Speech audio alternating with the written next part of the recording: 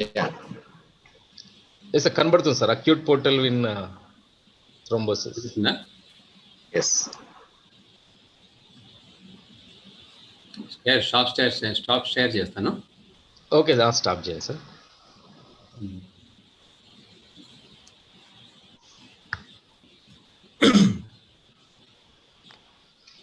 Sir ఒక 2 minutes sir, Nagarjuna sir రావాలి, Ravishankar sir ఒక 2 minutes.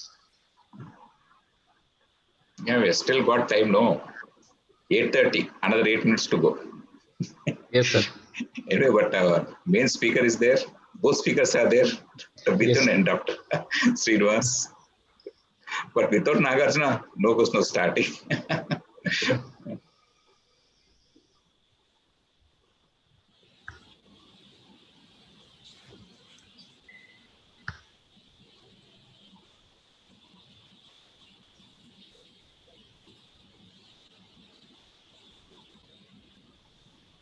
I just come in 1 minute, sir. Okay, no problem.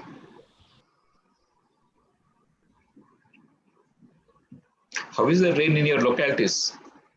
I stay in Bashirwad. It is raining quite heavily from 6 o'clock.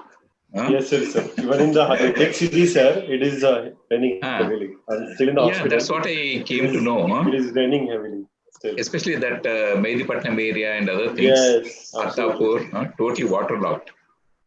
Yes, sir. So I have to go from that area only, and I'm gonna have back time.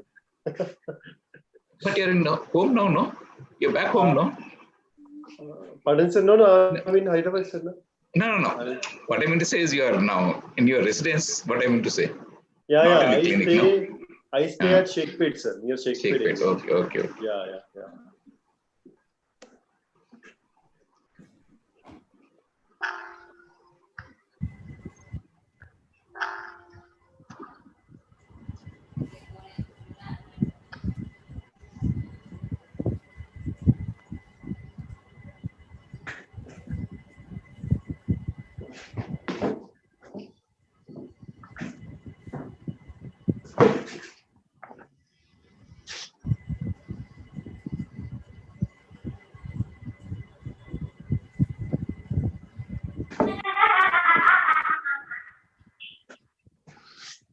Jinal मोडू बंद करना है यार.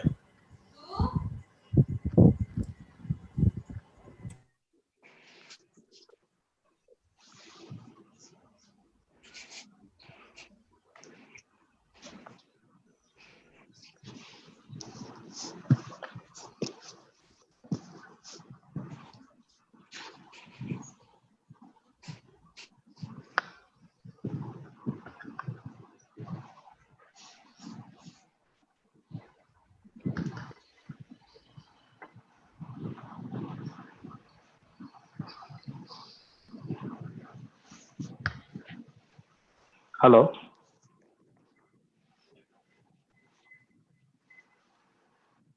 Hello, Pradeep ji, am I audible? Mehul ji. Hello.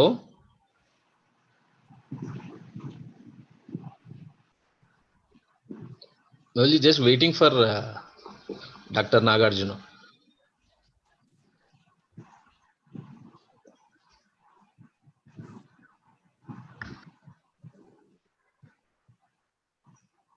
Hello.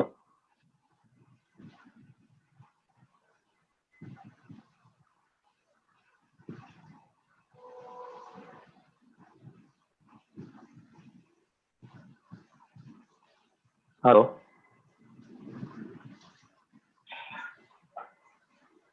Yeah.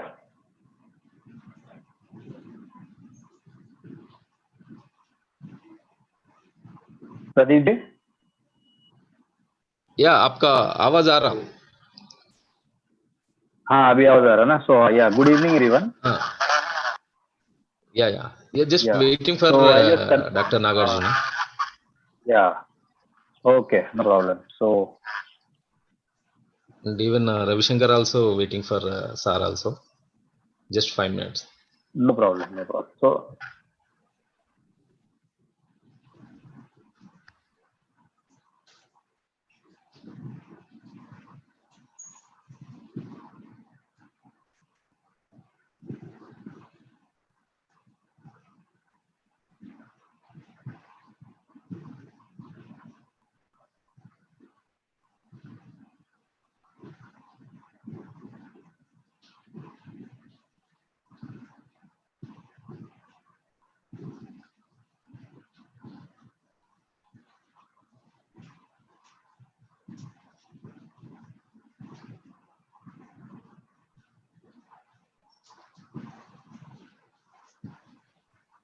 Yeah. Prashant is there? Prashant? Prashant? Yes, sir. Hello. Yeah, Prashant, just hold on. We are waiting for Dr. Nagarjuna. So when I No will worry, tell sir. you, No worry. No worry. no, yeah, we'll go live after that. Yeah. Okay, sir. Okay. No worry. No worry, sir. Okay.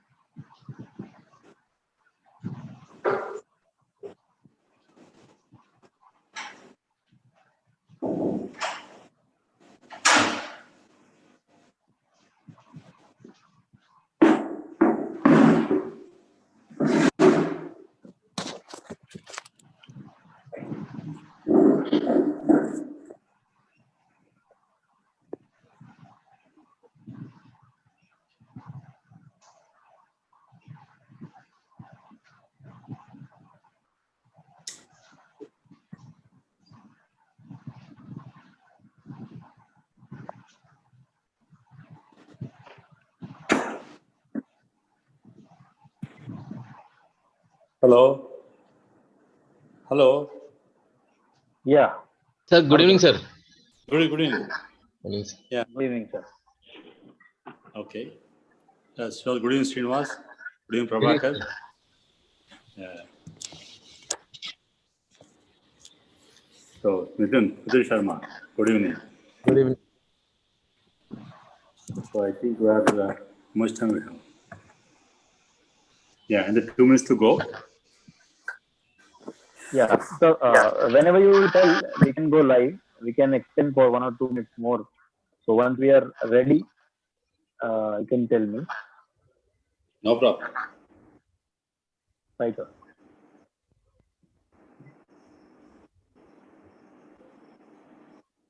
Oh, So how is attendance like? How is attendance like general? yeah. I'll just check. Just check. It will be what Prabhakar? Was Prabhakar? Prabhakar? Hello, sir. Yeah. Yeah. Hello, sir. Prashant here, technical person. Yeah, fine. No, generally, how much is attendance for this meeting? Yeah. Right. So I'll tell you, sir. As of now, how many have registered? I'll just tell you that.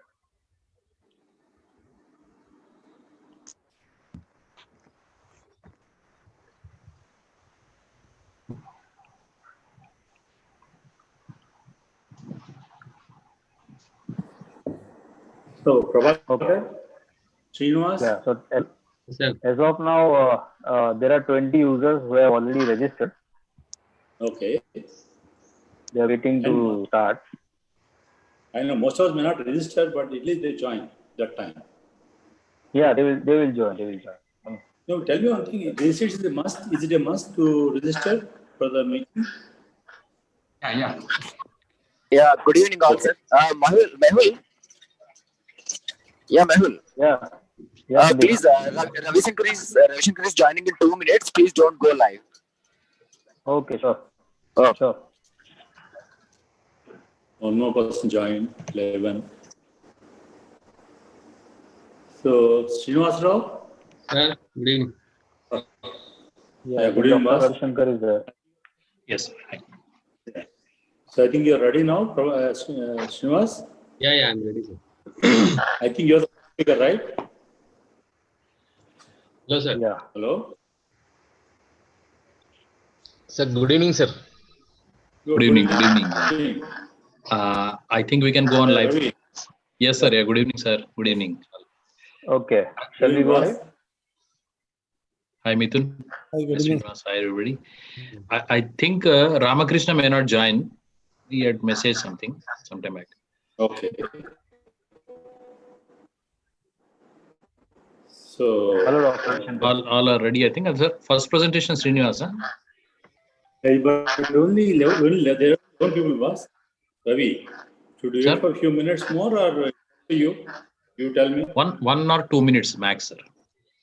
Sure, sir. Oh, okay. 1 minute or so. 1 minute or so. That's it. No problem.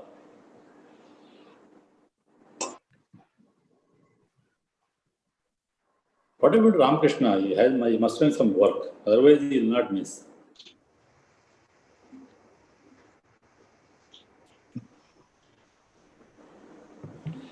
I think Srinivas, I think you're ready.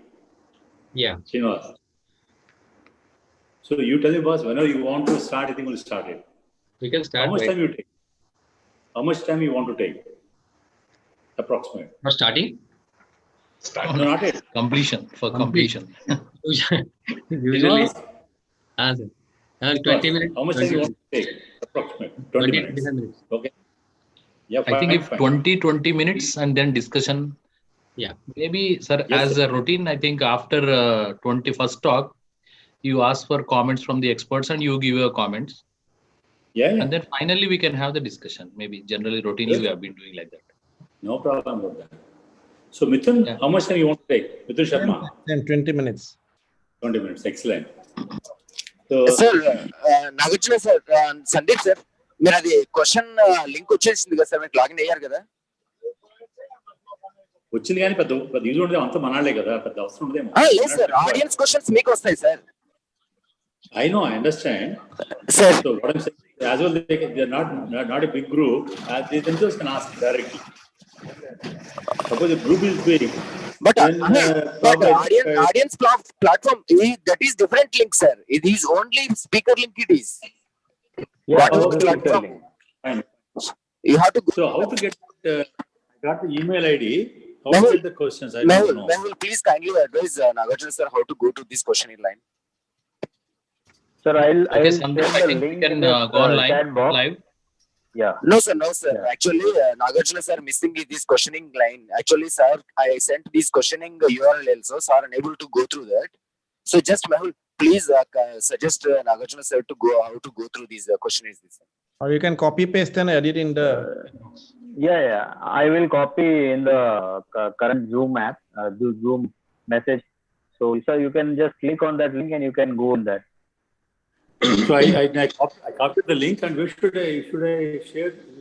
Yes. Yeah. Where should I paste it? Yeah, on the web, on the Chrome. Yeah, Google Chrome. Yeah, on the Google Chrome. No, on the Google Chrome. I'm not sure. Yeah. 1 second, I am just sharing. 1 second.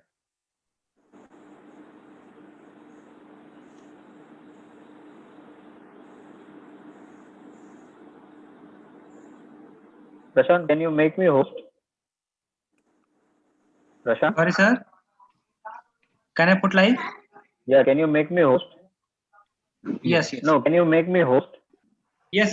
Yeah, I want to message. Yeah. Meanwhile, I think we can go on live meanwhile. Okay. Yeah, I think I'll go ahead and be live.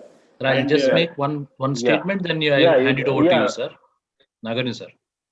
Okay. So I think whenever they get questions come, if somebody can read it out, not a problem. So thank you, Ravi, and all the ISG team. Sir, can we start? Yeah, I think I'm starting. 1 minute, sir. Let me. I will tell you are live, then you start. Okay. One second, sir. Nagarjuna, sir, just Dr. give Nagarjuna. just a few seconds, sir. Yeah, sure. Hello? Yeah. Meeting after 1 hour. Yeah, I'm ready. Yeah, okay. Let's go on live. Yeah. Okay. Done? So should I start the program? Prashant will confirm, then you can start. Yes, sir. You are live. Go ahead. Okay, good evening, everybody. I think we have saved ourselves from COVID infection and then these rains and traffic jams and so on and so forth. And we are here today in the evening. And we're very happy to have Dheeraj with us, Abhakar. And of course, today our leader is Dr. Nagarjuna. And we're going to have two excellent talks, one from Srinivas and other from Mithun Sharma. I think we are missing Ramakrishna. But anyway, I think we should go ahead and I hand over to Dr. Nagarjuna for conducting the proceedings. Thank you, sir. Dr. Nagarjuna, kindly go ahead. Thank you, boss. Thank you, Ravi. And I thank Ravi and the whole ISG team for continuing this activity of the webinars once in 2 weeks. And today, I think, as already Ravi mentioned, the two topics are there, very interesting, and probably the burning topics, both the topics, acute portal vein thrombosis and also Midodrine. So, generally, when you talk about this, one thing which comes to our mind is, for me, both are very tough. The more tough question is acute portal vein thrombosis. When you get a patient in the OPD, and then you get an investigation done, like ultrasound or CT, and suddenly you find a thrombus in the portal vein, what to do? And sometimes they can have pain, sometimes they may not be having pain. But then all that will be covered by Dr. Srinivasarao. Srinivasarao needs no introduction. He is the gastroenterologist. At the last count, I think he's still in the Yashoda hospital. Yeah. Srinivasarao. Hello, sir. Yeah. He was. I think it is still in Yashoda, I think. Okay. There was some misprint was there. Yeah. Okay. Srinivasarao. Okay. Yeah. Am I on live? Am I live? Yes. You're live, boss.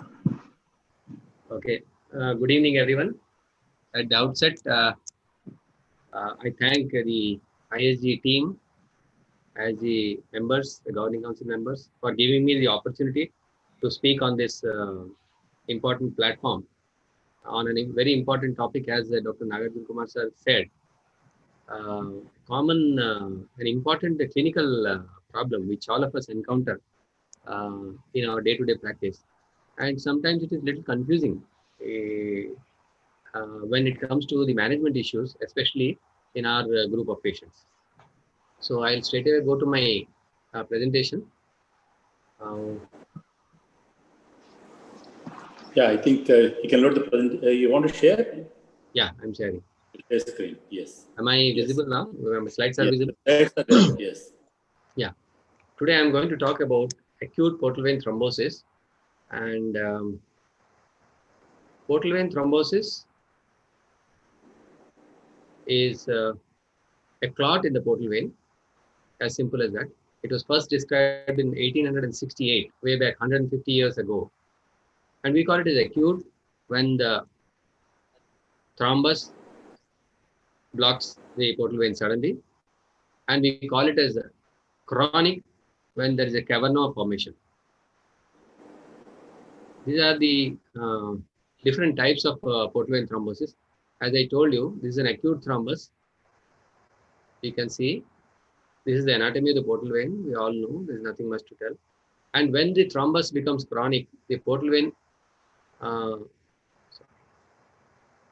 is replaced by multiple collaterals. This is called portal cavernum. Similarly, thrombus can also develop in a tumor. It's called a tumor-related thrombus or malignant portal vein thrombosis.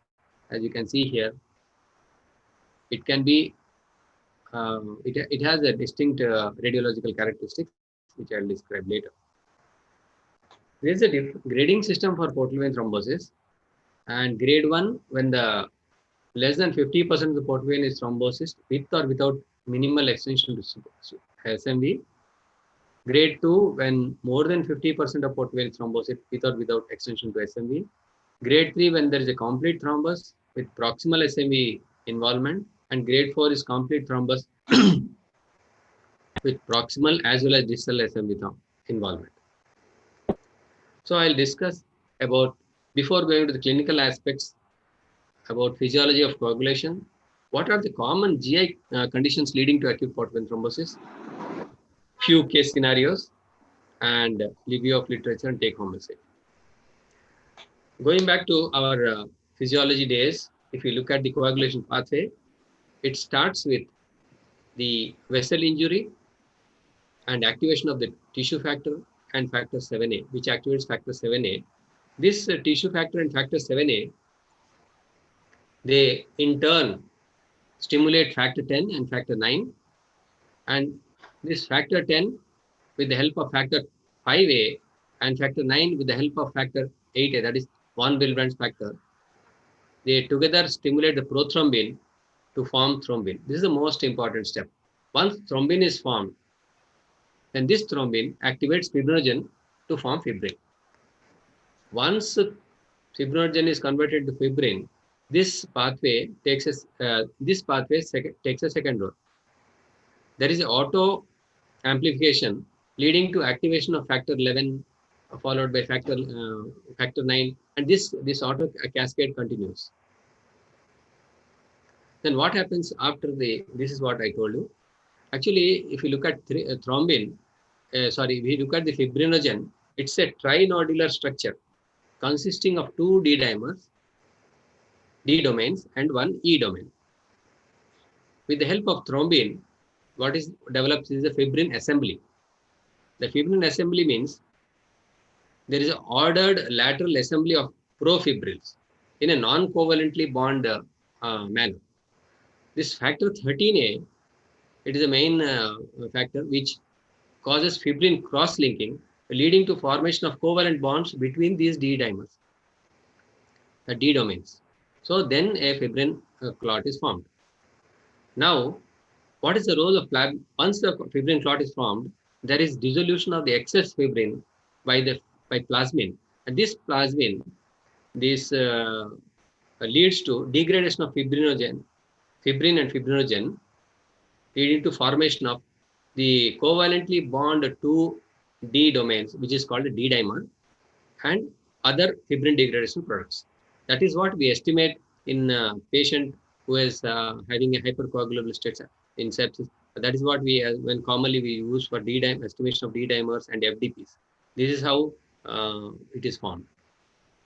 And once the clot is formed, there has to be a regulatory mechanism to prevent the propagation of clot that is done by the plasmin. So this plasminogen which is there in the clot is activated with plasmin with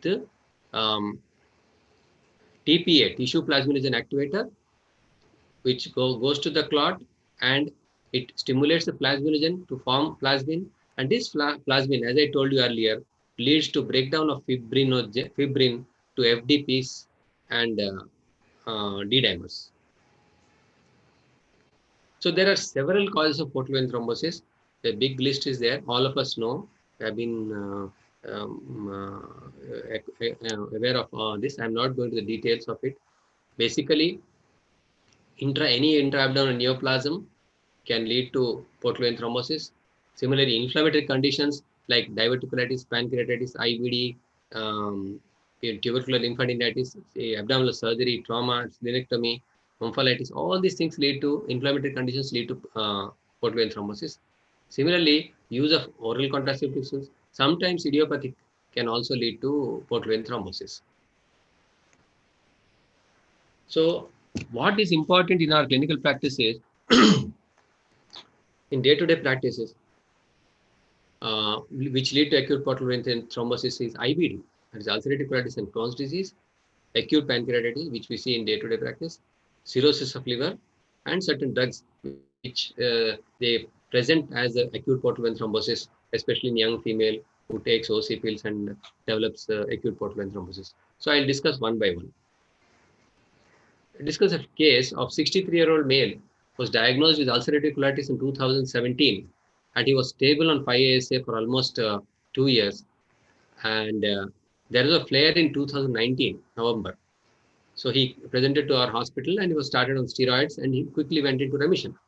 But a month later, he presented with severe upper abdominal pain, tachycardia, SOB, with normal bowel movements without any bleed. So clinically, obviously, we suspected either acute pancreatitis or some cardiac event. CT thorax and abdomen showed acute thrombus in the segmental branch of right lower lobe pulmonary artery. And there are some multifocal areas of consolidated patches, probably past history of tuberculosis, some viral illness. But what is important for us is there is a thrombus in the left branch of portal vein, superior mesenteric vein, and it branches with perfusion changes in the liver.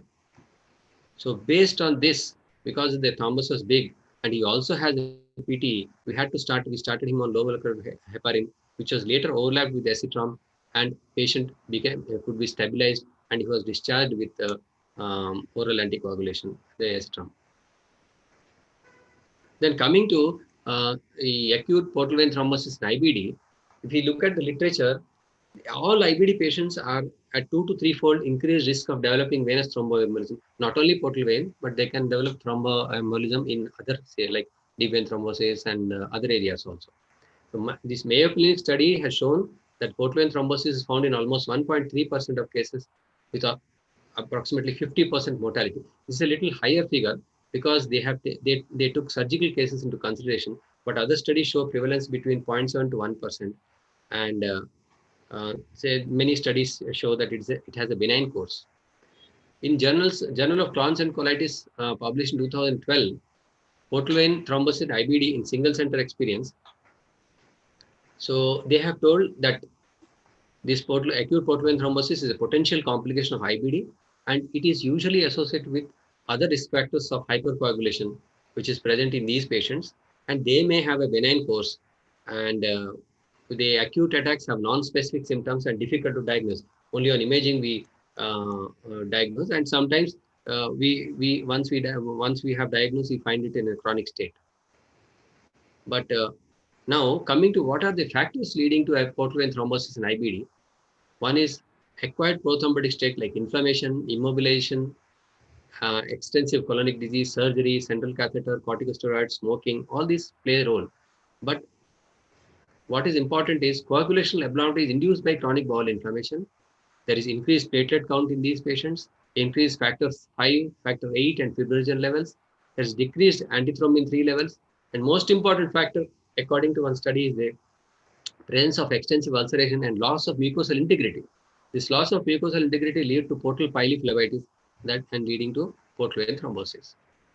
So, coming to treatment briefly, anticoagulants such as low molecular heparin and warfarin are the mainstays of treatment, even in the setting of GI bleed. That is what we have to remember. And the duration is not well established. However, lifelong anticoagulation has to be given in patients with hypercoagulable states, and in other patients at least for 6 months in other prothrombotic conditions. So, though I have told you earlier that it could be benign, the other studies show that it is by no means benign. Mortality can be as high as 22 to 25%. So early identification and prompt treatment is essential. And even Canadian Association of Gastroenterology consensus statement strongly recommends anticoagulation thromboprophylaxis in admitted patients with mild to moderate severe IBD flares without severe bleeding. If somebody comes with a moderate to severe IBD flare, even without bleeding, you have to give an anticoagulation thromboprophylaxis.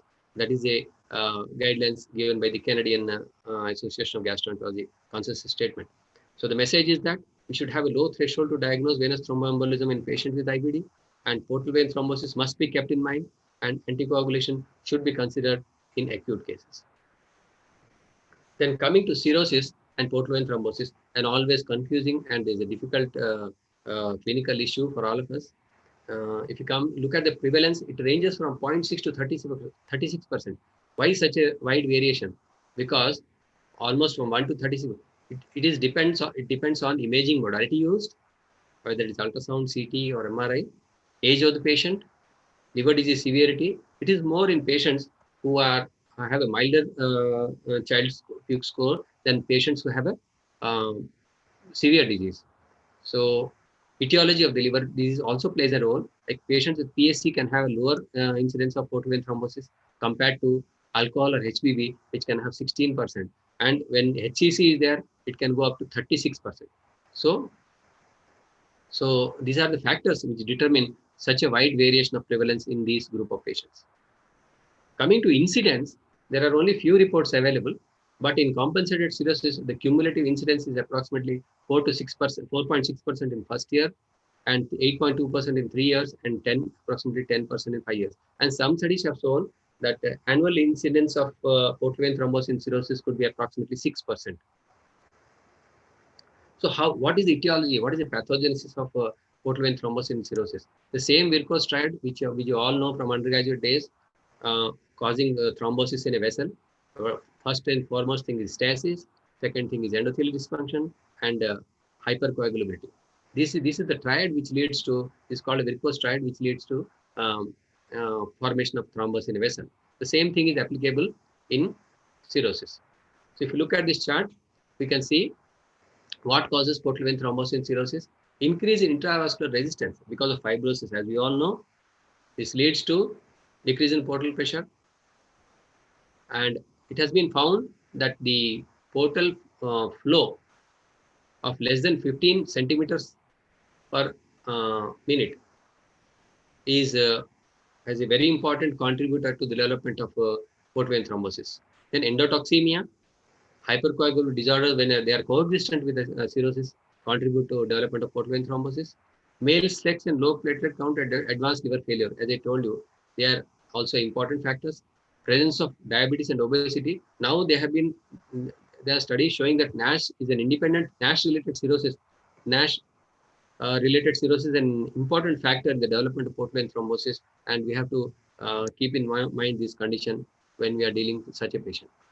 And previous abdominal surgery, HCC, and thrombophilic genetic factors. So what is the clinical impact of cirrhosis on cirrhosis progression outcome in a patient with acute portal vein thrombosis? This remains unsolved. Actually, there are so many controversial issues. And however, Luca speculated that portal vein thrombosis and cirrhosis may represent independent and synergistic phenomena resulting from a same pathophysiological mechanism. So we cannot segregate both portal vein thrombosis and cirrhosis. Any patient who is developing cirrhosis, advanced cirrhosis also is likely to develop a portal vein thrombosis because the pathophysiological mechanism is the same. And according to that, the pathophysiology is like this. There is intrahepatic microvascular thrombi secondary to, so when there is hepatic necroinflammation, there occurs intrahepatic microvascular thrombi. This leads to liver ischemia and cell death. So once there is cell death, there is loss of functioning hepatocytes. And once there is loss of functioning hepatocytes, there is an enhanced fibrogenesis. If there is a fibrogenesis, that means there is something called as parenchymal extinction. So this parenchymal extinction leads to liver dysfunction, progressive liver dysfunction, worsening of the portal hypertension and portal vein occlusion. It's a kind of a cyclical thing, one leading to other. So they could probably represent the same pathophysiological process of worsening liver function, leading to both hepatic decompensation and portal vein thrombosis.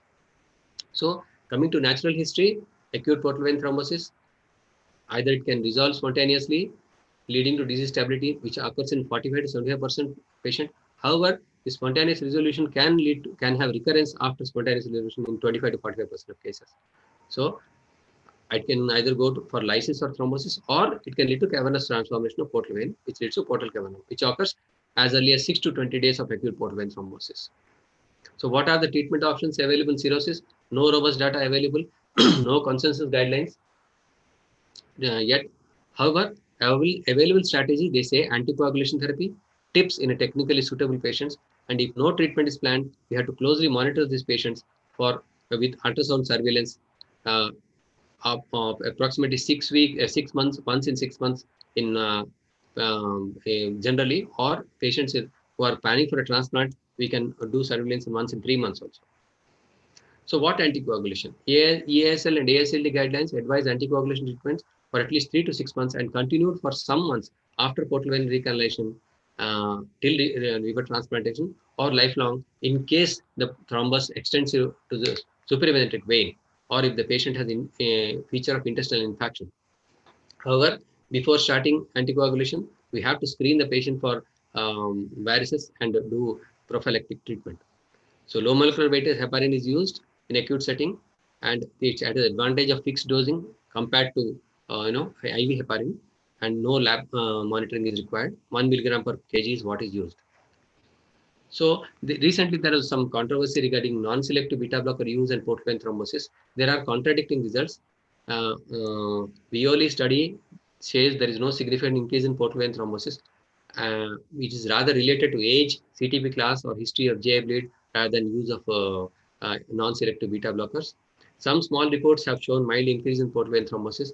Advanced liver disease with high portal pressure, which mandates non-selective beta blocker prescription, is the primary culprit rather than the non-selective beta blocker per se, is what they have concluded. Coming to acute pancreatitis, few words. We have a 36-year-old male who who has recurrent attacks of acute pancreatitis, was admitted with severe abdominal pain and back pain. CT showed acute pancreatitis with near total thrombosis of portal vein with extension of the splenic vein. What next? If we look at the incidence, it varies from 1 to 24%, when up to 20 and 50% in necrotic pancreatitis in some studies. However, we can see we must have seen that it is insulatedly detected many cases, or sometimes we get symptoms. It may involve the splenic vein, portal vein, or SMV. The causes, factors responsible for portal vein thrombosis in pancreatitis is inflammation and injury to vessels or cellular infiltration by the inflammatory infiltrate, or compression of pancreas by peripancreatic collection. When the peripancreatic collection presses the either splenic vein or supraventricular splenic vein most commonly, there is increase in decreased flow leading to thrombus formation. However, there are systemic factors also because of activation of hemostatic mechanism of hypercoagulable state in acute pancreatitis. Clinical features may be asymptomatic or incidentally detected on imaging, as I told you, or it can present with portal hypertension, or may have features of bowel ischemia or hepatic dysfunction. So management. Recently, in 2020 February, Gastroenterology Research, one article showed, which is actually published from India, Bombay, anticoagulation doesn't affect outcome, but is useful in a subset of patients. So what are the patients which use anticoagulation is? Indication is, one is if the patient has a bowel ischemia, if there is hepatic decompensation, and if the triple vessel involvement, all SMV, splenic vein and portal vein is involved, and if there is presence of pulmonary embolism. These are the conditions which we must use anticoagulation. And briefly about OCP usage, we had a young female who was prescribed OCP because of irregular periods, and she had a massive thrombus of the portal vein, splenic vein, and its tributary, and the portal vein was dilated up to 17 mm, and she had mild splenomegaly, and she was started on, and she also had a stranding of central mesentery and minimal pericardial angle, so started on anticoagulants and stable now. Briefly about the drugs which are used, anticoagulant drugs which are used, and the target where they act. You look at this, it's a very good picture. You can see heparins and low molecular heparins act on factor 11A, factor 9A, and factor 7A. Vitamin K antagonists, they act on factor 9, factor 10, and factor 2. Direct thrombin inhibitors, dabigatran, it acts on the thrombin, that is factor 2A. And factor 10A inhibitors, all the like rivaroxaban, epoxaban, all these things, they act on factor 10A. So what is the take-home message? Acute portal vein thrombosis is not an uncommon finding in GI practice. All of us know. It requires high degree of suspicion. Diagnosis is easy if suspected, and management depends on symptoms and underlying cause. In many instances, the course of anticoagulation and monitoring, is required, and use of low molecular heparin and direct oral anticoagulants in cirrhotics with acute portal vein thrombosis need to be considered. Thank you. Thank you, Srinivas. Srinivas, that's a very good, nice lecture.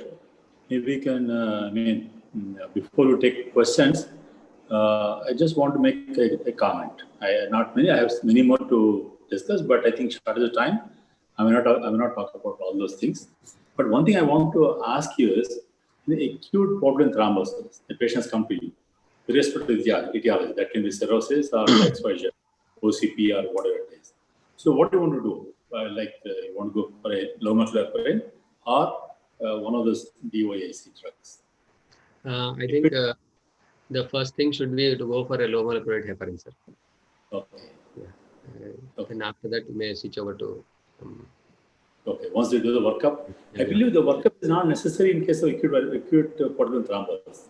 Do you really work up the patient for any thrombotic? What is that? Yes, sir.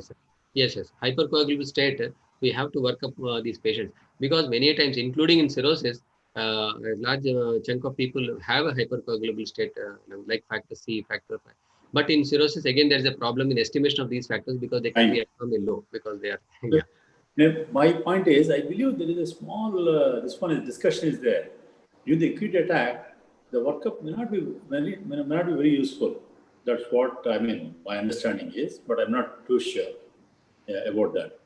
So it still is a lot of gray area in this. Yeah. So thank you very much. And there are many questions. I think before we take up the questions, maybe we'll ask the panelists, Dr. Prabhakar and Dr. Dheeraj. There are few questions are there which come in the net. Prabhakar, yeah. You can unmute yourself. Yeah, unmuted myself. Thank you very much. Srinivas, that was an excellent lecture that you have given, and definitely you have covered all the points that are there. And acute portal vein thrombosis is a very important topic. But as you told, the question that occurs is portal vein thrombosis occurs in a cirrhotic. How do you recognize is the first question. Thing is, sometimes very commonly it can be asymptomatic or can present with the right upper quadrant pain, or very commonly the patient presents first time with GI bleed. So the question that comes is, we know the treatment for this is anticoagulation and also low molecular weight heparin. But when a patient is bleeding, we don't dare to give at that time. In those cases, what they say is the best type of diagnosis, ultrasound with Doppler imaging is the first. At bedside, it can be done. Once you have this one, then we know the role for anticoagulation is there or not. Because the patient coming with GI bleed, what to do? Yeah, I don't think you are going to start this anticoagulation. You are frightened of that. The first step that at least they say is actually you commented on that also. First, stabilize the patient, do varicose ligation. Then once he's stabilized, after 24 hours, then definitely we can start off this low molecular weight heparin or later switch over to the acetron. So that is the only condition. In other cases, with pain and other thing, there's no doubt about it. The moment it is there, we can start the anticoagulation. But this is one small variation that I would like to say. First stabilize, varicose ligation, then go for this anticoagulation. And I think these are a few comments that I would like to make. Thank you, Prabhakar. Thank you, Prabhakar, for your comment. So I think Shiva wants anything about Prabhakar's comment? Hello, sir. Yes, sir. Yes, so I want to make a quick comment, sir. As we know, this acute portal vein thrombosis can lead to acute liver decomposition sometime. And because of decomposition, the patient can go into into ACLF or something like that. The INR is deranged. It is more than 2.5, sir. In that case, sir, I want your opinion. Like what is your strategy about starting anticoagulation in those patients? Yeah. When the INR is baseline more than 2.5 and all. Yeah. And the second question, sub-question is, any experience with thromboelastography, that is TEG, in this setting? Yeah, very good question. A patient with acute portal vein thrombosis, as Dr. Prabhakar sir is telling, the presentation can be varied. A stable cirrhotic patient developing jaundice or decompensation in the form of increasing ascites or developing encephalopathy. I think we should all keep in mind whether the patient has developed acute portal vein thrombosis. That is to be kept in mind. And if the coagulation derangement is because of the acute portal vein thrombosis, the PTINR is high, and still we have to consider anticoagulation, because that will probably correct the hepatic synthetic function rather than it will deteriorate. And second thing is, the coagulation testing in a patient with cirrhosis, advanced cirrhosis, can be erroneous, because there are so many issues in that. Whatever we estimate may not be true, may not be perfectly correct. But if we have a baseline prothrombin time which was okay, and he developed acute portal vein thrombosis leading to high rise in PT, I think we should still consider in this case anticoagulation. Right. Thank you very much, Srinivas. I think there are two questions from the audience. One from Nikhilesh.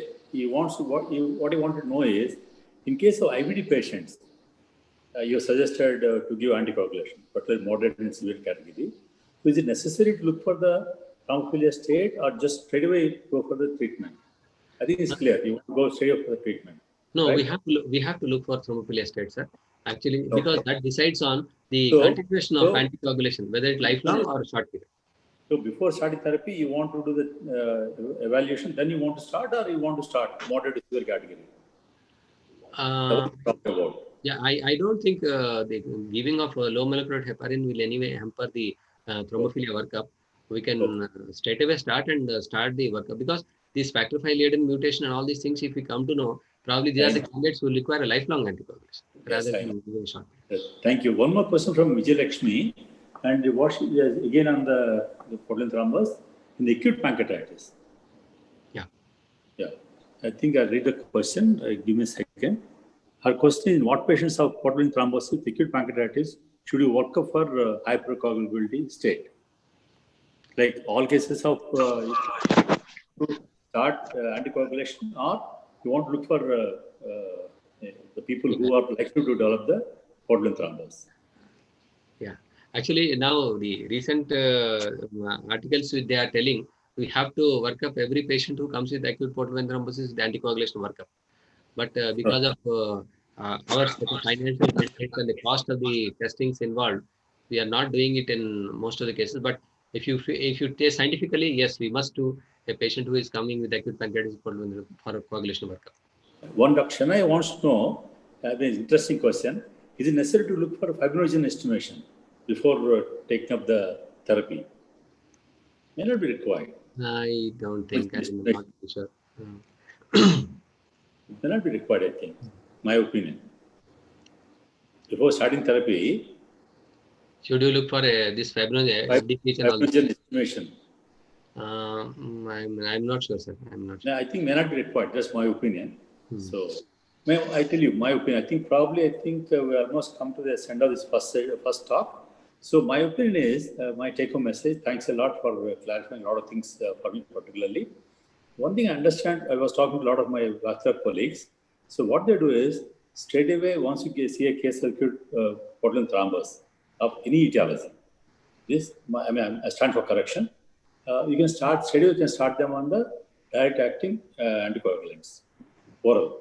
Their favorite was Devoraxaban, let's say Geralta, and I believe it's popular with those group of people. Whether to, before starting, whether to give lomotheprin or not is still questionable for them. And what they say is, sir, maybe if necessary, we can work up the case a little later also, because in the acute thrombus state, you may not get all the practice properly. So, I stand for correction about this. I don't have that much experience. Recently, we had a case, so they were started patient Geralta, that is a Devoraxaban. Okay. Thank you, Srinivas. Thanks a lot. If there are no more questions, can we close this first session? The panelists, Prabhakar, Dheeraj, or anybody would like to ask any question? The last chance before we leave Srinivas for tonight. Just one small question. See, when a patient is cirrhotic, very small question. Yeah, very small. When patient is cirrhotic, PT is abnormal. Now you are going to start low molecular weight heparin, isn't it? How are you going to monitor it? Is it just on the dose or what? Yeah, there's a practical question that is asked. As I told you, the dose is 1 milligram per kg, and low molecular weight heparin doesn't require any monitoring, sir. Because if there is any complication, we can straight away stop. Yeah, actually, what this told is they have one study. 1 milligram when you give, the bleeding chance are very low. When they're giving 1.5, that increase by more than 10 to 20%. So the dosage is very important. Stick to 1 milligram per kg body weight. That sort of stabilizes. There's no need to monitor this PT. So, Prabhakar, thank you. That's been a valid and interesting observation and question and answer also. There are many more questions, but I just read out the questions, but I think we'll take the answers for tonight. One, Mr. Anand was asking us, what are the indications of treatment in chronic portal vein thrombosis?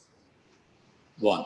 The other question is, Vijayalakshmi again, in Crohn's disease, what are the patients who plan for thromboprophylaxis, like in moderate to severe ulcerative colitis patients?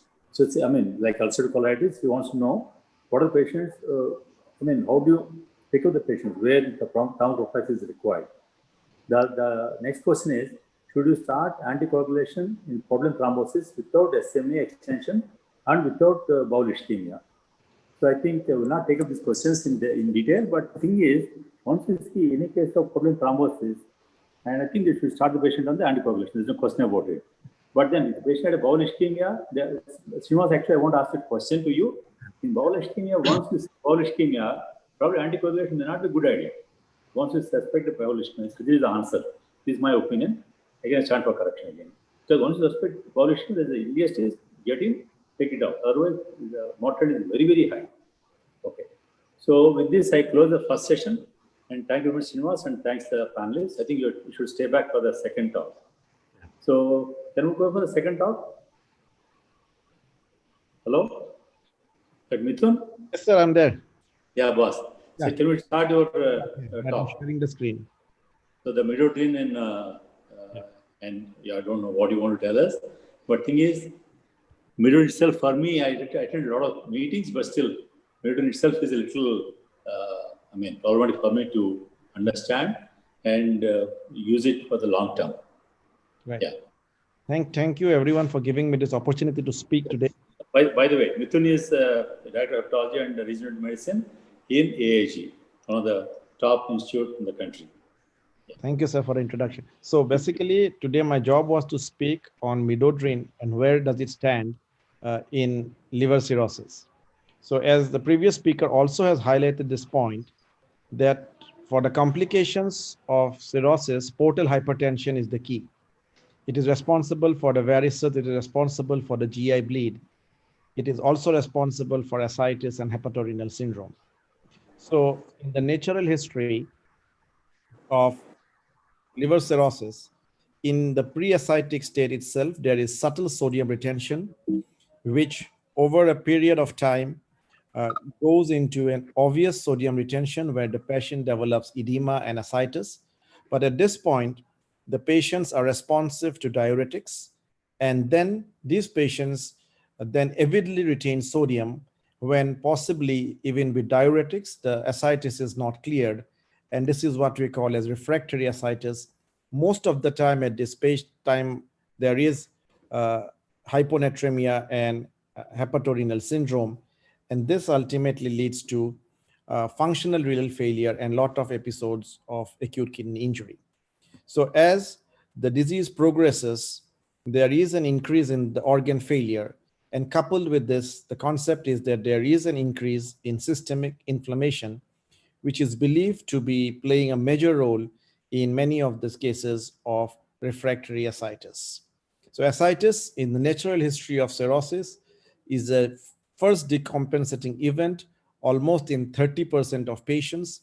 And if we see a cirrhotic patient who do not have ascites today, the risk of him developing ascites in the next year is around 6 to 7%.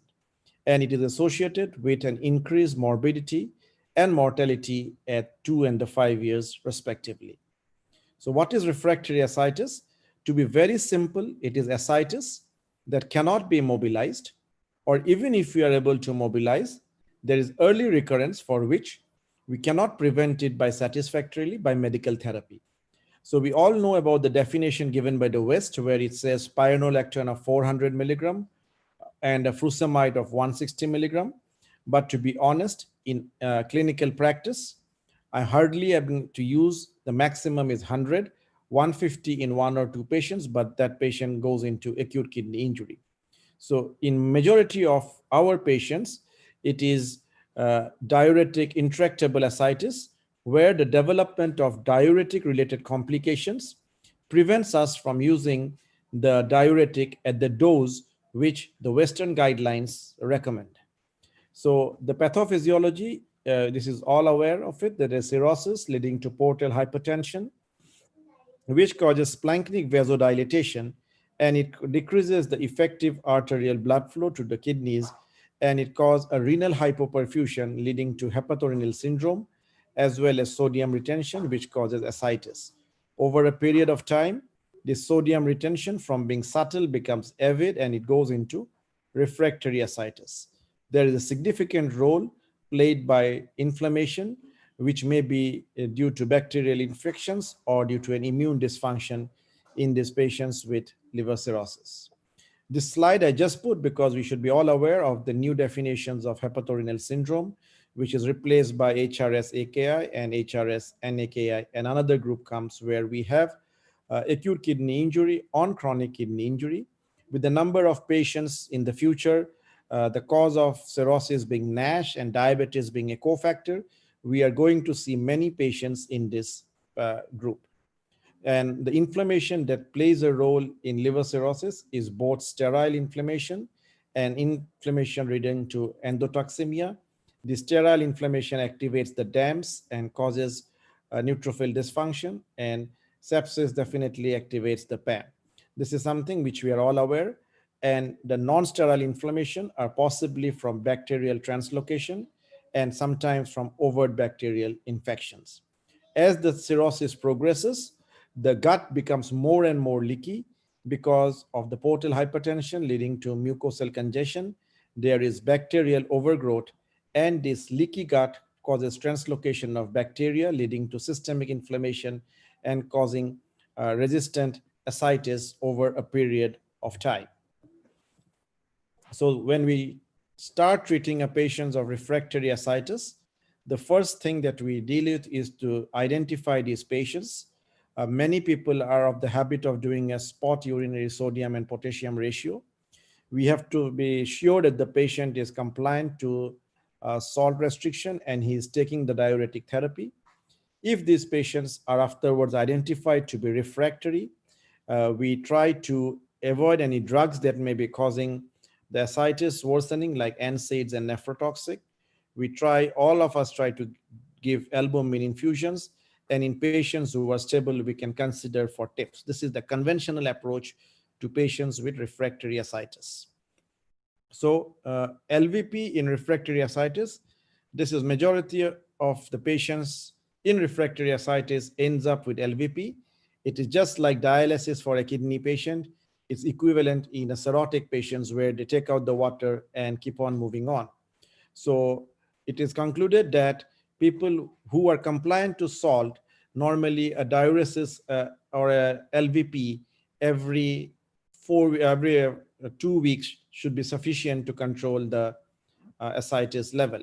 And we should all be aware that studies have shown that even with a high INR levels of 1.5 in patients whose platelet counts are around 50,000, the risk of bleed due to LVP is only 1%. And there is always a debate between TIPS versus TAPS. So normally patients who will be requiring more than 2 paracentesis per month, or who are intolerant to repeated paracentesis or have loculated effusion, and particularly patients who have a MELD score of around below 12 and a child score of 12 and a MELD of 18 with no sepsis are the usual patients who does well with TIPS. There was a concept that it leads to a lot of encephalopathy, but if the indications are clear and if the patient selection is proper, maybe TIPS may be an option in patients with refractory ascites as a bridge to transplantation. So this debate of TAPS versus TIPS continues. There has been multiple studies with few studies showing that the transplant-free survival is possibly better in the group which has received TIPS. The other thing we are concerned in these patients of refractory ascites is something called paracentesis-induced circulatory disturbance, which is defined or diagnosed with an increase of more than 50% of plasma renin activity. This is something which we have started doing recently in our hospital on the day 5 or day 6. The very concept that we use albumin during paracentesis is to prevent PICD. People have also tried in pilot studies to use terlipressin, and now Midodrine has come into the picture because it can increase the mean arterial pressure and it can possibly help in preventing paracentesis-induced circulatory disturbance. Albumin has been the conventional treatment for this, and head-to-head large studies comparing albumin and Midodrine for prevention of PICD in treating ascites are still awaited.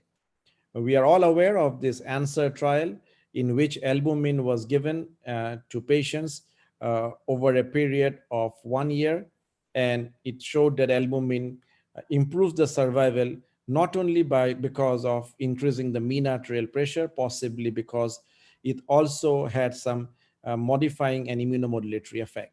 This ANSWER trial, however, was contraindicated in another, this ANSWER trial was negated in another trial, which is the METHOD trial, which found that albumin possibly did not have a role.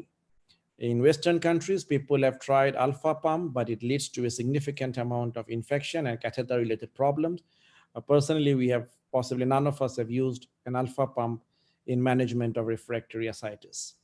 In some countries, people put a catheter or a Bonanno catheter for palliation of refractory ascites, But again, this is complicated with quite a significant amount of infection. So what do we practically do? Practically, we all tell our patients to eat less salt. We give them some diuretics. And then if the ascites is not controllable, we ask them for repeated tapping. Rarely we advise them for tips. And finally, we'll tell them for liver transplantation. Weekly albumin is something we have been practicing to control ascites. And there comes a role of combining albumin with midodrine. So the next part of the talk, I will deal with what is the role of midodrine in management of refractory ascites in patients with cirrhosis. I feel this is an old wine in a new bottle, and we have to find out in the end of the talk whether midodrine is significantly different from the other competitors. The history of midodrine is that this was a drug which was introduced not for liver, it was a drug introduced for treatment of portal hypertension. It was approved as early as 1996 for orthostatic hypotension, and it received an FDA approval at that time. However, from 1996 to 2010, there was absolutely no post-marketing data from the company which launched it, and there was a thought of reversing the FDA approval in 2010. This led to a significant amount of protest all over the United States because they felt that many of these patients with postural hypotension were dependent on midodrine, and then they had this campaign for Save Midodrine, and FDA withdrew their proposal to stop this drug. So midodrine is basically a prodrug with an active metabolite of desglymmidodrine, which is an alpha-1 receptor agonist. It acts via the alpha-1 receptors on the arteriolar and venous vasculature, producing an increase in vascular tone and elevation of blood pressure. So its main action is to increase the mean arterial pressure. So the peak plasma level is reached within 30 minutes and the T-half is around 3 to 4 hours. Bioavailability of midodrine is around 93%. It is metabolized mainly by the liver and is excreted by the kidneys. The question that always comes when you talk about the midodrine, till multiple companies came up now recently, has been the price factor. But I think with so many companies now coming up with midodrine, we are on for offer. As I was talking, I got a message from one of the companies that the pioneer companies that they've slashed the price by 50%. So this is something which we'll be facing over the next few months. So when I talk about refractory ascites, we should remember that I call it as the famous 5. Refractory ascites doesn't come alone. It comes with episodes of HRS. It comes with episode of PICD, hyponatremia, encephalopathy, and definitely a lot of case of spontaneous bacterial peritonitis. So can midodrine prevent any of this in patients with refractory ascites? The conventional treatment of hepatorenal syndrome has been a combination of albumin and terlipressin, which we all have been using. So terlipressin, maybe we are a little worried about the side effect because there are a lot of patients who develop cardiac complications, including arrhythmias. And more commonly in our setting, we see many of these patients develop diarrhea. We had few patients who developed ischemia of the legs also with terlipressin. So is there a role of midodrine in these patients whom we are scared or we don't want to give terlipressin? So why do we want to use midodrine? Is it to prevent the PICD, or is it to prevent further episodes of HRS, or is it to increase the natriuresis and decrease the ascites? Let us see one by one what the evidence says. For midodrine for prevention of PICD, there are 2 studies, one from Virendra Singh of PGI Chandigarh and the other is from Appendot. Both these studies published in the same year had exactly the opposite results. Singh felt that it was midodrine was better, but Appendot felt that it was not different and midodrine was found to be inferior to albumin in preventing PICD. We did a meta-analysis and systemic review of 620 patients, which had 9 randomized controlled trials to see if midodrine for 3 days would be economical and superior to albumin. In this systemic analysis, we found that yes, if we give midodrine, it is possibly economical and also is superior to albumin and preventing PICD. But this systemic review had a lot of variability, and therefore it needs to be still taken with a pinch of salt, because we need larger patient population for this analysis. People have also tried, this is again Dr. Anand from our hospital, who tried Midodrine for PICD, and this study showed that combining Midodrine with albumin was safer if it maintains the mean arterial pressure better. So Midodrine in hepatorenal syndrome, it has been used in the Western countries for a long time, but in India, where terlipressin was available, and in US where it was not available, why do we want to use it? Do we think that Midodrine could serve as an alternative to terlipressin? Is it because Midodrine can be given orally? Terlipressin needs to be given in a setting where it needs a cardiac monitor sometimes to see for ischemic changes, or whether in patients who we have given albumin terlipressin, will Midodrine work better? So how does Midodrine actually works? So Midodrine best increases the plasma renal flow by 40%, and it increases the mean arterial pressure. So this was a letter to in hepatology from our group again, where we postulated that Midodrine will reduce the splanchnic vasodilatation and also increase the mean arterial pressure, and could also be useful in patients with hepatic hydrothorax, which frequently accompanies patients with refractory ascites. So Midodrine in refractory ascites has multiple studies. The initial studies were very small. It was way back by Paolo Angeli in 1998. And then there were case series where they used Midodrine after TIPS to see whether it can prevent HRS.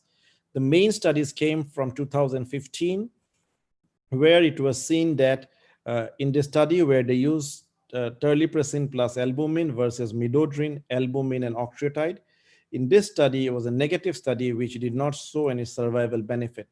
But there has been other case control studies which are in favor of possibly an increased benefit of Midodrine, octreotide, and albumin when they compared it with historical cohort.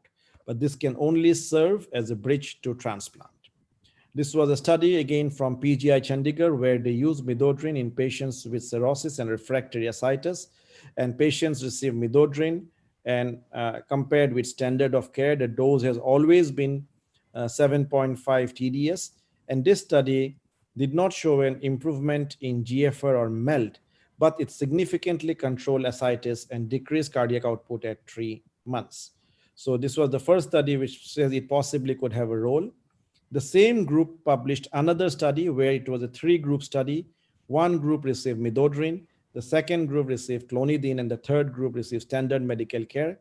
Again, Midodrine, or a combination of Midodrine and clonidine, were superior to standard medical therapy in control of ascites. And this was again very small numbers of 15 patients. They did another study, again from the same group, with Midodrine, tolvaptan, and standard medical care.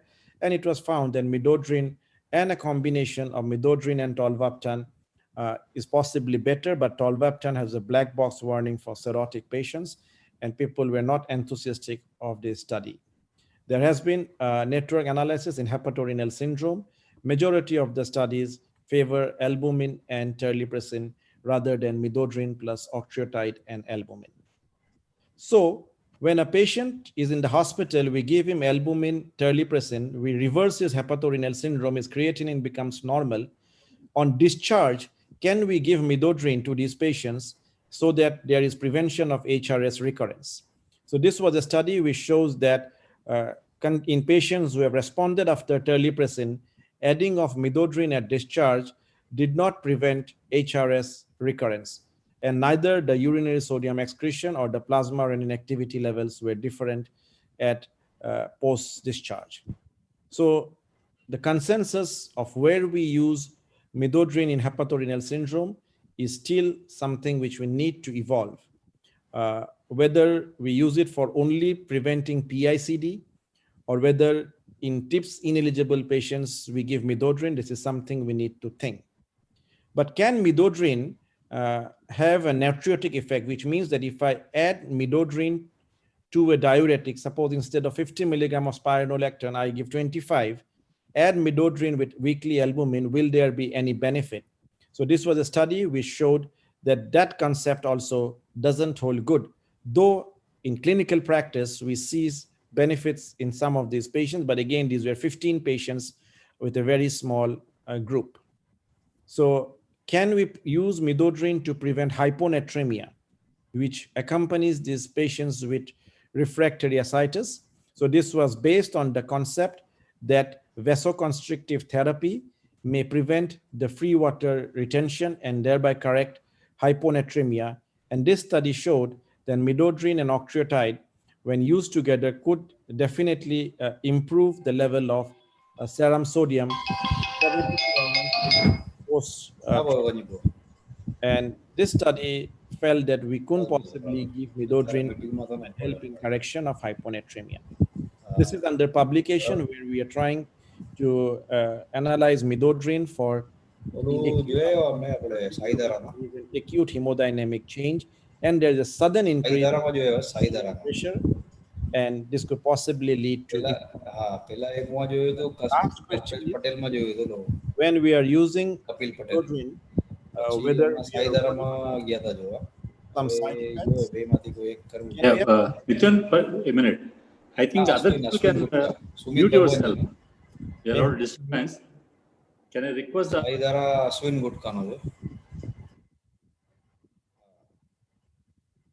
Yeah. So I won't take much long. So my last question is, when we are all prescribing Midodrine, are we worried about the side effect profiles? So the commonest side effect of Midodrine are headache, vasodilatation, flushing feeling.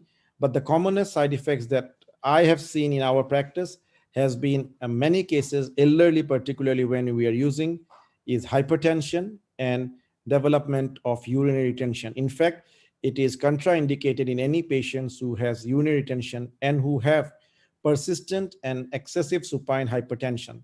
So many studies have indicated that these patients needs to monitor their blood pressure. If the systolic blood pressure goes above 160, it is a reason to stop Midodrine. And I feel personally that Midodrine benefits only in those patients whose baseline mean arterial pressure is low, because the basic mechanism by which Midodrine improves the effective arterial blood flow is by increasing the mean arterial pressure. So a patient on beta blocker whose MAP is low may benefit with Midodrine. But the person whose mean arterial pressure at the start of treatment is already 65 or 70, by adding Midodrine, we are unlikely to get any benefit. So in conclusion, Midodrine is a drug whose use is slowly evolving. Many of our patients are acute on chronic liver failure, where their portal hypertension is more acute and higher than a decompensating chronic liver failure. The current use is limited to possibly hepatorenal syndrome in patients who are not tolerant to albumin and terlipressin, where we give albumin, Midodrine, and octreotide. It can be used in patients to prevent PICD by giving a 3-day course instead of albumin, but this needs validation in larger studies. It has not been successful in preventing recurrent episodes of HRS. It definitely has shown to improve the hyponatremia and may increase the tolerability of diuretics when combined with it.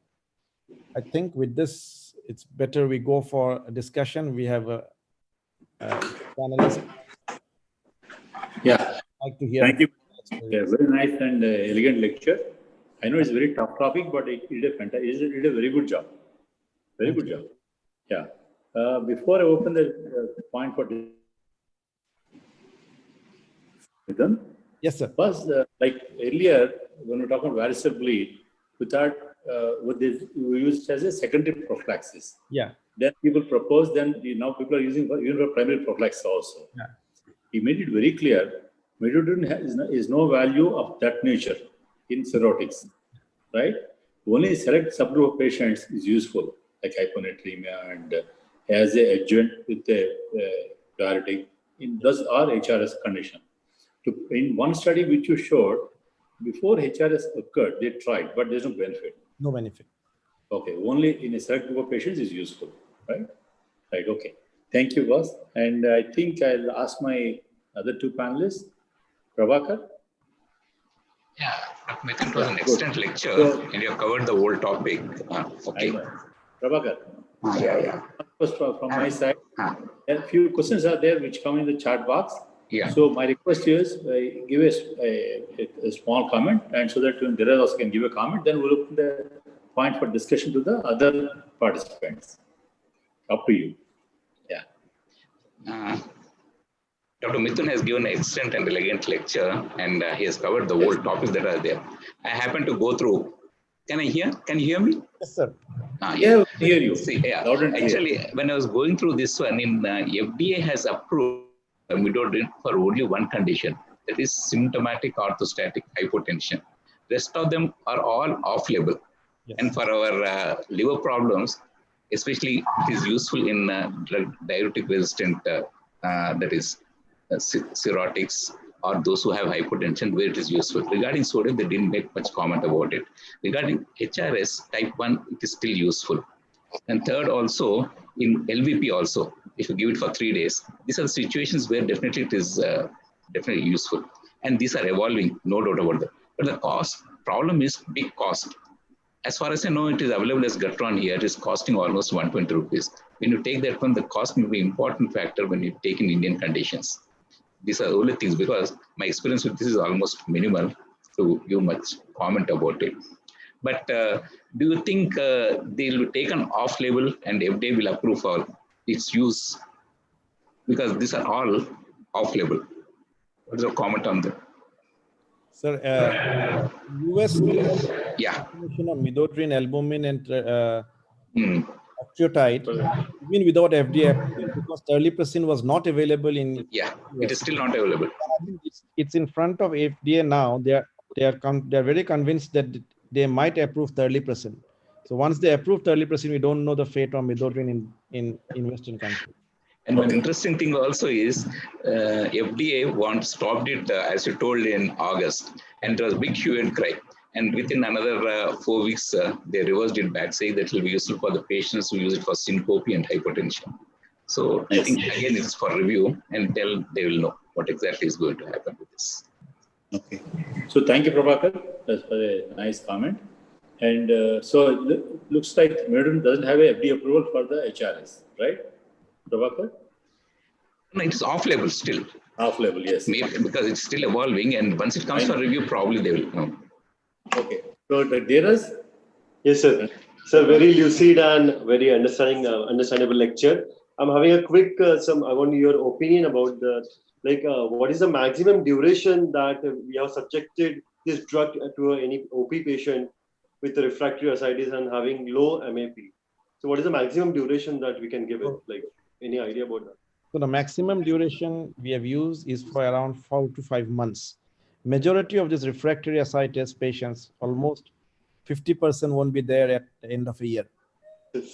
And majority of these patients will come back to your clinic before, as Prabhakar sir told, that they will come and ask you specifically whether he has come for only to ask whether Midodrine can be stopped, because the cost comes to 300 rupees per dose.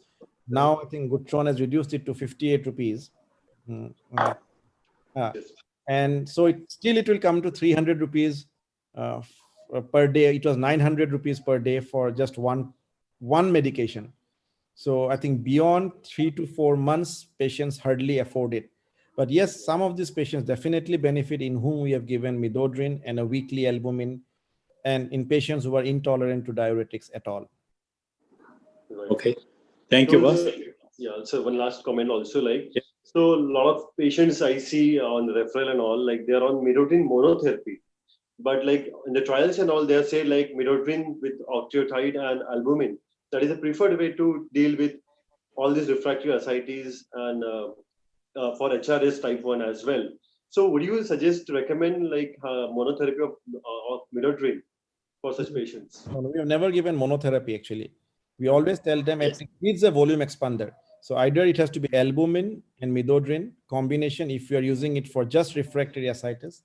And if it is for HRS, it has to have another vasoconstrictor like octreotide. Absolutely. Yeah, absolutely. I agree with this. Okay. Thank you. Yeah.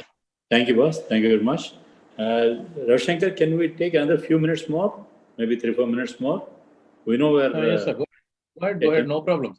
Yeah, we have already crossed 10 minutes given time. So there are two questions from, I think, Suresh Shanai. One is, Midun, he wants to know what is the ideal or optimal dose of Midodrine, and should we increase it gradually in refractory ascites? Quick comment.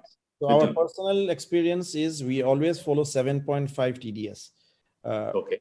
5 milligram TDS, there has been some dose adjustment in hypertension, but we have never increased it beyond 7.5 TDS. But if you see the studies have in fact used up to 12.5 milligram TDS.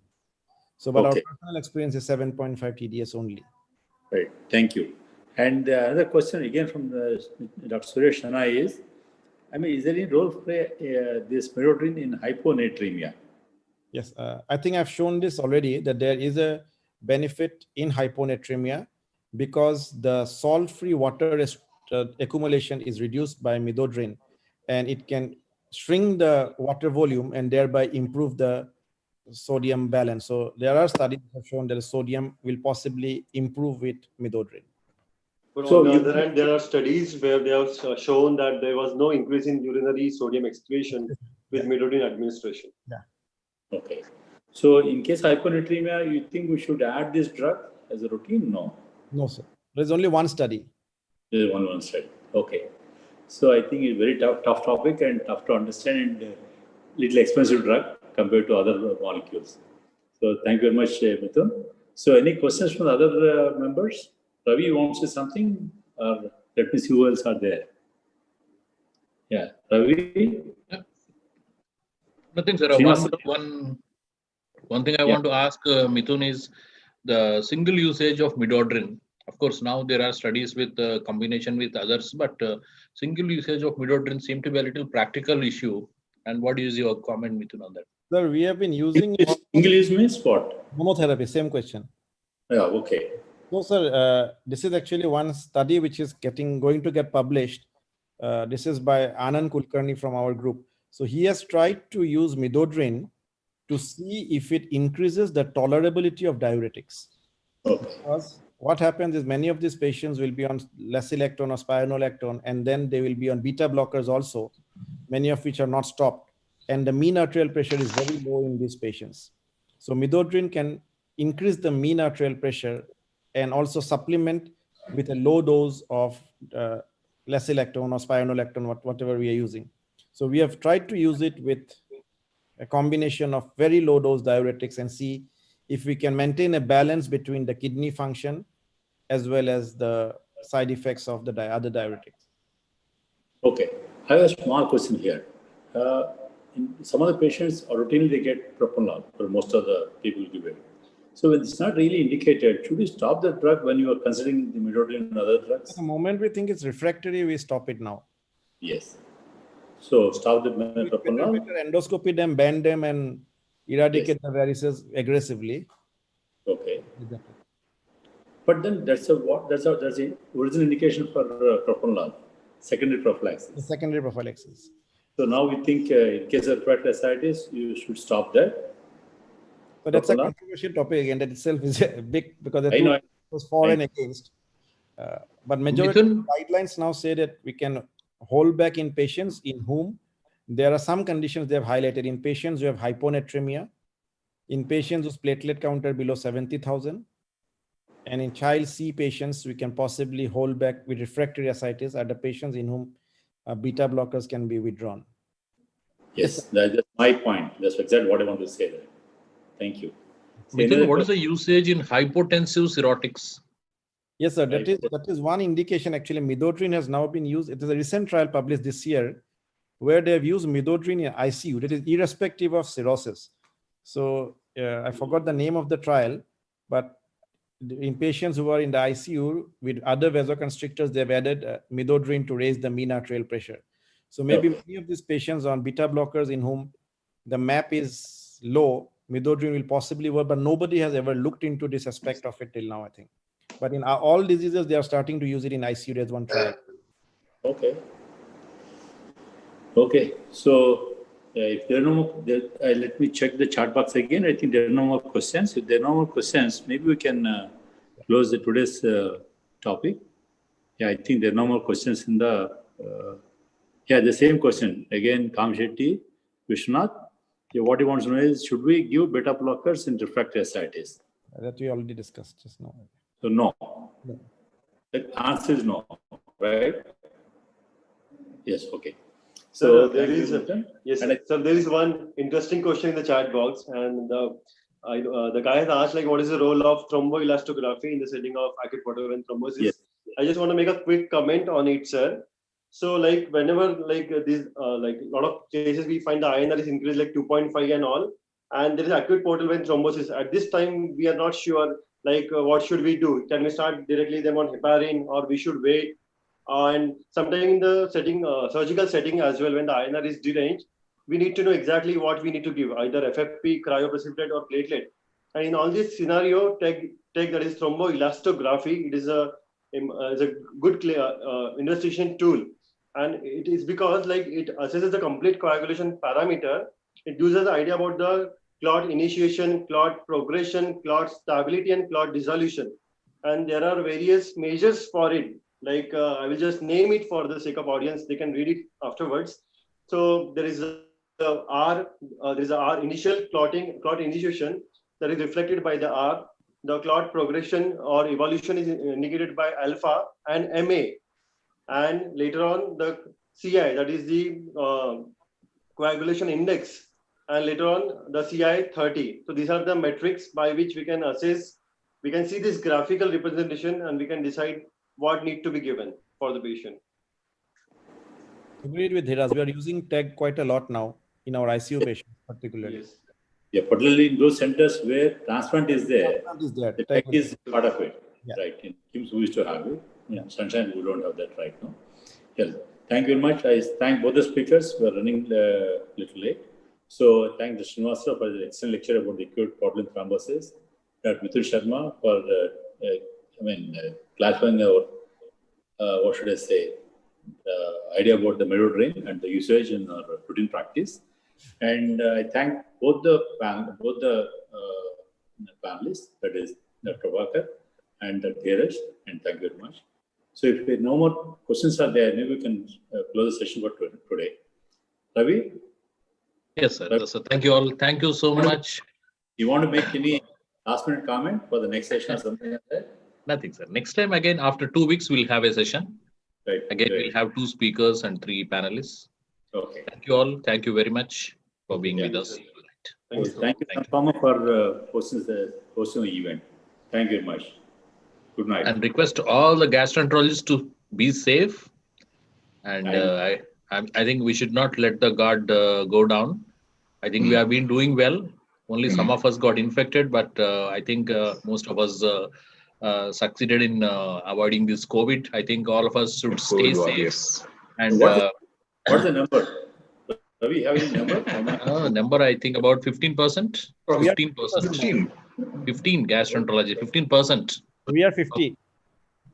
No, yeah, the active is 50%. I thought it is 15% of the people got affected. Our guys. In our hospital, it's 50 now. 50. But luckily, most of them are mine. Yeah. Okay. I think we all should stay safe. Okay. Yeah. Thank you all so much.